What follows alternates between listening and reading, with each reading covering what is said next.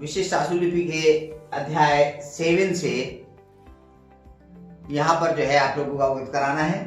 यह अध्याय 7 जो है हमारा दाया और बायां तवर्ग जो चाप होते हैं उसके बारे में अवगत कराया जाएगा। यानी कि ता थ द ध ये 4 कंसोनेंट्स ऐसे होते हैं जो दंतस्थ होते हैं, जो दांतों से बोले जाने वाले व्यंजन होते हैं, उनको जो है दायां और बायां, अब तक हमने जो है सिर्फ एक ही सीखे थे, लेकिन यहाँ पर हम जो है ये आप लोगों को बताया गया एक सर्किल से इधर वाला हिस्सा अगर हम निकाल लेते हैं ये वाला, तो ये हमारा जो है बायां वाला तवर्ग कहलाया जाएगा। अगर ये इधर से निकालते हैं तो ये हमारा दायां वाला जो तवर्ग चाप कहलाएगा। यानी कि त थ द ध 4 जो हमारे पास बनाए हैं, ये जो है हमारे पास है ता, ये बनता है, इसी को काट देते लाइट है तो ये था बन जाएगा, डार्क कर देते हैं वो दा बन जाएगा, और डार्क करके हम काट देंगे तो धा बन जाएगा, त थ द ध। तो ये बाएं वाले कहलाते हैं। बिल्कुल जस्ट उल्टा हमारा जो है ये दाहिने वाले चाप कहलाए जाएंगे, ता, था और दा और धा।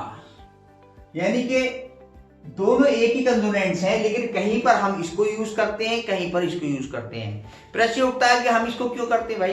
अभी तक तो हम कह रहे थे शॉर्ट हैंड को हमें कम से कम लिखना है, यहाँ पर हमने 4 कंसोनेंट्स और आपको बढ़ा दिए, यानी कि एक ही चीज, यानी कि तवर्ग को हम डबल करके लिख रहे हैं, कुछ को हम इधर से लिखते हैं, कुछ को इधर से लिखते हैं। इसके पीछे भी एक रीजन है कि जब हम शॉर्ट हैंड लिखते हैं, जैसे अभी बताया था आपको कि बिना पेंसिल उठाए दाएं से बाईं ओर लिखते हुए पहले व्यंजन का अंत दूसरे व्यंजन को हम बनाते चले जाते हैं।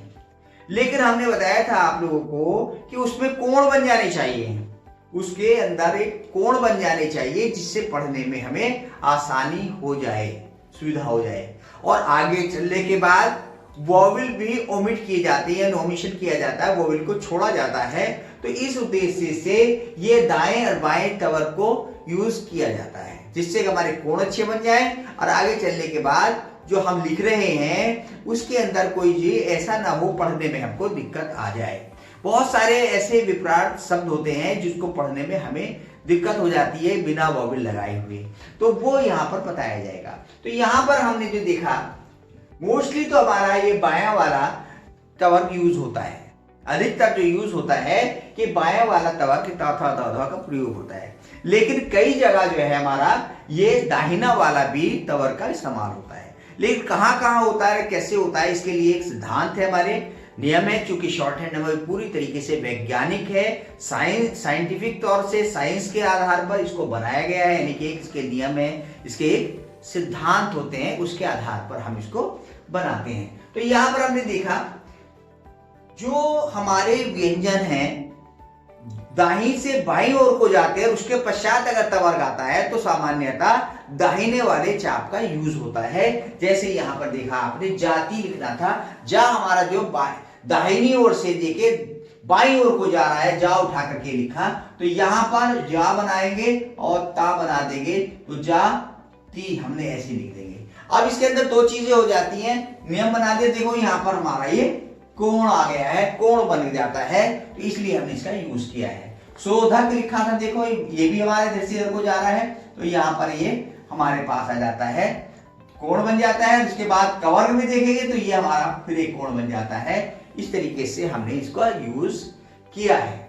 आगे चलने के बाद रा के पश्चात पहले आ जाता है, तब भी हम इसका प्रयोग यही वाला करते हैं। जैसे हमने लिखा तीरा, तराई, दिल्ली, ये कोण बन रहे हैं इसके अंदर, और कवर्ग से पहले आता है तब भी हमारा इसका प्रयोग यही करते हैं, हमारे कोण बन रहे हैं। तो अर्थात यहाँ पर ज्यादा कंफ्यूज न होने की जरूरत है आपको।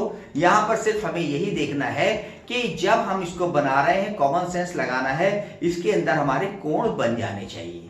तो जहां भी कोण बनेगा, जहां पर भी आवश्यकता है, हम जो है बाएं की या दाहिने वाले की अगर कोण बन रहे हैं, उसके आधार पर इसको हम यूज करते हैं, जैसे यहां पर आप लोगों ने देखा।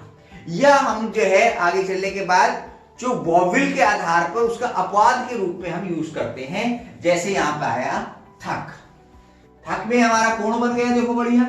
लेकिन अथक अगर हम लिख दें, ऑपोजिट लिख दें, तो ए का वॉवेल ये लगाते हुए थे बना करके, यानी कि इसका विपरीत शब्द विलोम शब्द इसको थक, अथक हमने लिखा है तो ये हमारे पास ये आ गया। तो ये हम जो है उल्टा वाला बनाएंगे, यानी कि अपवाद किया है यहाँ पर हमने, तो इससे हमारा कॉमन सेंस किया जाएगा।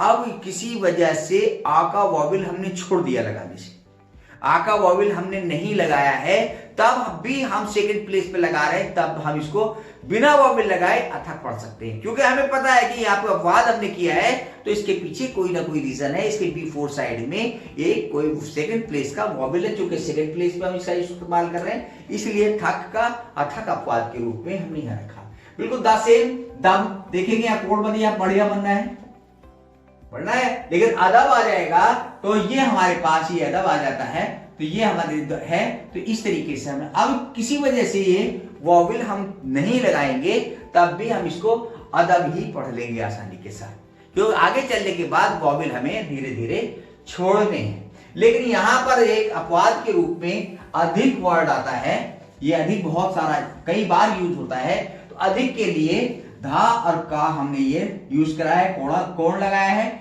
वैसे नियमों के आधार पे थक अथक के आधार पर हमारे पास इस तरीके से हमें लिखना है, क्योंकि ये वर्ड ज्यादा यूज होता है, तो इसलिए अपवाद के रूप में अधिक किया आ जाएगा तो हमें ऐसे लिखेंगे, अधिकता आ जाएगा तो हम ऐसे लिखेंगे, अधिकतम आ जाएगा तो हम ऐसे लिख लेंगे। इसी से अधिक, अधिकता, अधिकतम अगर आदि आदि शब्द आते हैं तो हमें इसका प्रयोग इस तरीके से कर लेना चाहिए। अब कुछ वर्ड ऐसे हैं जो कि हम जैसे इतना, इतना ई का वॉवेल आया है उसके पास तैयार है तो हम न लगाएंगे, यानी कि शब्द लिखा आ रही है तो ये हमने लगाया।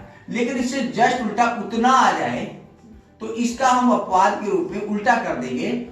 ये हमारे है दाहिने वाले चाप का इस्तेमाल कर लिया, इतना उतना, क्योंकि आप देख रहे हैं एक वॉवेल से ही बिल्कुल अर्थ का अनर्थ हो रहा है। इतना है और एकदम उतना है, तो उतना है तो उसके लिए जो है क्या करा, अपवाद बना लिया। इतना तो नियम के आधार पे है ही, हमने उस नियम को तोड़ते हुए उतना लिखेंगे, तो अब का वॉवेल लगाएं ना लगाएं तब भी हमारा काम चल जाएगा, तो इसलिए इस तरीके से हम ये लगाएंगे। एलॉन आता है, एलॉन तवर्ग आएगा तो हमेशा बाएं वाले तवर्ग का यूज होता है, सिंपल, वेरी सिंपल। और तवर्ग के पश्चात तवर्ग आता है तब भी बाएं वाले तवर्ग का ही इस्तेमाल होगा। जैसे यहाँ पे आप देखेंगे आदि शब्द लिखा, दादा लिखा, आदि आदि शब्द हमारे पास है, तवर्ग के पश्चात तवर्ग आ रहा है तो हमने जो है बाएं वाले तवर्ग का ही इस्तेमाल करना है।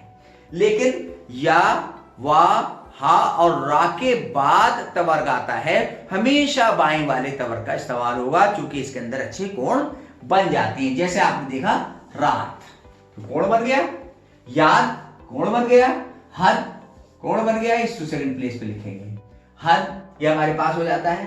दे प्लस ये दे, ये हमारे पास सेकंड प्लेस पे आ जाता है। वाद, ये हमारे तो या, वा, हा और रा के पश्चात यदि तवर्ग आता है तो हमेशा बाएं तवर्ग का इस्तेमाल होगा।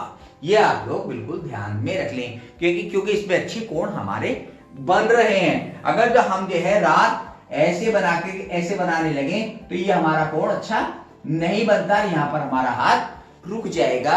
इसलिए हमारे पास 4 कंसोनेंट्स का याद रखेंगे, रा, या, वा और हा के बाद अगर जो तवर्ग आता है तो बाएं तवर्ग का इस्तेमाल हम करेंगे, वेरी सिंपल। उसके बाद हमारे पास आ जाता है तवर्ग के पश्चात अगर चवर्ग आता है तब भी हम बाएं जो है तवर्ग का ही इस्तेमाल करेंगे। तवर्ग के पश्चात चवर्ग आ रहा है तब हमें इसी का प्रयोग करना है, या टवर्ग आ रहा है तब भी हमें इसी का प्रयोग करना है, या तवर्ग के पश्चात तवर्ग आ जाए तब भी बाएं वाले तवर्ग का ही इस्तेमाल हम करेंगे। जैसे आप देखेंगे ताज लिखा, या हमारे पास ताट लिखा, या तटवर्तीय लिखा, तटवर्ती, तटवर्ती लिखा, ये हमारे पास होता है। इसी तरीके से कवर के पश्चात हमेशा बाएं वाले तवर्ग का इस्तेमाल होगा, जैसे गीता, गाता, खेत आदि आदि जितने भी वर्ड हैं ये हो जाएंगे। या हम ये दूसरे शब्दों में कह लें, जो अभी हमने पहले वाले में बताया था, जो दाहिने ओर से बाईं ओर को जाते हैं तो हम दाएं तवर्ग का इस्तेमाल करते हैं, लेकिन यहां जस्ट उल्टा, अगर जो हमारे दाहिनी ओर को जाने वाले व्यंजन आ जाते हैं और उसके पश्चात तवर्ग आता है तो बाएं तवर्ग का इस्तेमाल करते हैं, यानी कि इस वाले का जस्ट उल्टा। जैसे भी आपने देखा ये हमारा फा आ जाता है, सा आ जाता है, बा आ जाता है, पा आ जाता है, या हमारे पास कवर तो बता ही दिया था आ जाएंगे, तो हमारे बाएं वाले तवर का ही इस्तेमाल इसमें होगा। सामान्यतः बाएं तवर का इस्तेमाल होता है, अच्छी आउटलाइन बनाने पर दाहिने तवर का इस्तेमाल इसमें किया जाता है। आप लोग इसकी प्रैक्टिस करेंगे, थोड़ा सा कॉमन सेंस लगाएंगे तो इजी गोइंग में जो है आपको समझ में आ जाएगा कि हमारा तवर दाएं वाला और बाएं वाले का कहां पर इस्तेमाल होगा। अब इसी के आधार पर कुछ जो है क्या बना दिए गए, हर चैप्टर में कुछ शब्दाक्षर दे दिए जा रहे हैं, उनकी आपको प्रैक्टिस करनी है। जैसे इस चैप्टर में भी शब्दाक्षर दिए हैं। यदि हमने लिखा है, यदि के लिए दा का छोटा रूप यानी कि 1/3 या आधे के रूप में रख दिया गया है ये, तो ये हमारा यदि के लिए हो जाएगा। सेकंड प्लेस पे अगर हमने इसको लगा दें तो ये इत्यादि के लिए हो जाएगा। सिर्फ रट्टा मारना है, यहाँ पे सिर्फ हमें लिखना, याद करना है।